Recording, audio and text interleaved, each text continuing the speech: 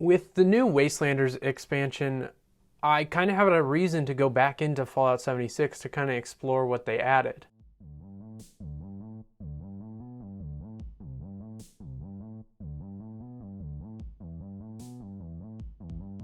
The Wastelanders expansion is about new Wastelanders coming to Appalachia in search for some treasure. You, as the player, help them find the treasure.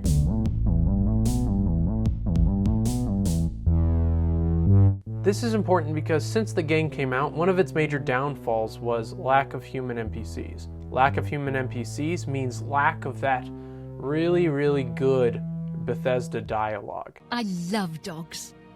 Doesn't everyone? Bye. Fallout's system of dialogue has always been one of its strong points. That is largely due to its complexity.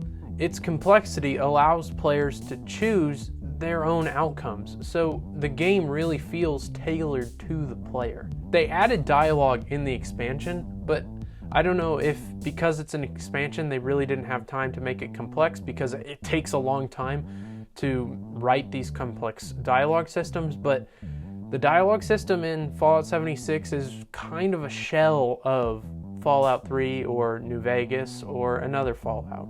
The introduction of human NPCs certainly makes the game on the surface more intriguing to play, but the truth is these NPCs feel incredibly hollow. Too often an interaction between a player and an NPC will result in the same outcome regardless of what path of dialogue you choose. And skill-based lines of dialogue only serve the purpose of shortening a quest or shortening a conversation, and they don't really change the overall outcome. All of this commentary on the dialogue system is not completely true. The main quest line of the Wastelanders expansion, at the end, you get the choice of what group you're gonna raid the vault with that has all of the treasure, or in this case, it's gold. You can choose the good guys or the bad guys. You know, that's really your own major decision point.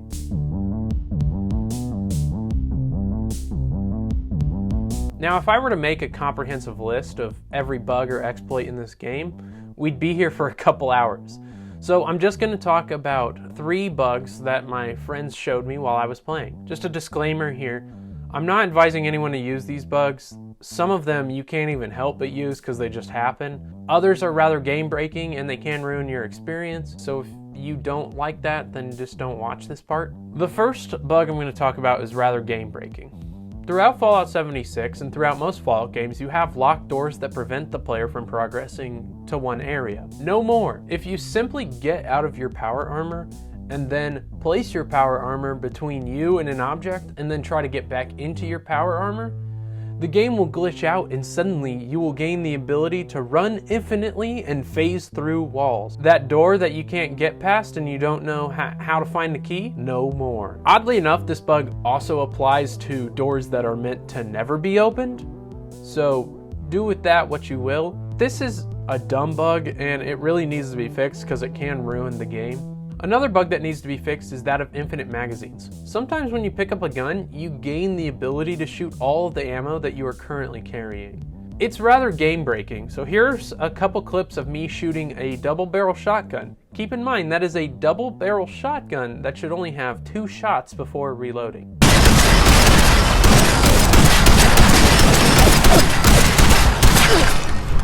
Again, I do not know how this bug happened, but it was rather fun, so I did not mind it too much. The final bug I'm going to talk about is really a exploit to get infinite and free mutations. Mutations that allow you to gain special abilities like jump really high or have a little bit of extra damage when your health is low. And the way you can do this is going to the Emmett Mountain disposal site, which has radiation pools. You run through the radiation pools, you get a bunch of radiation and that may give you a mutation.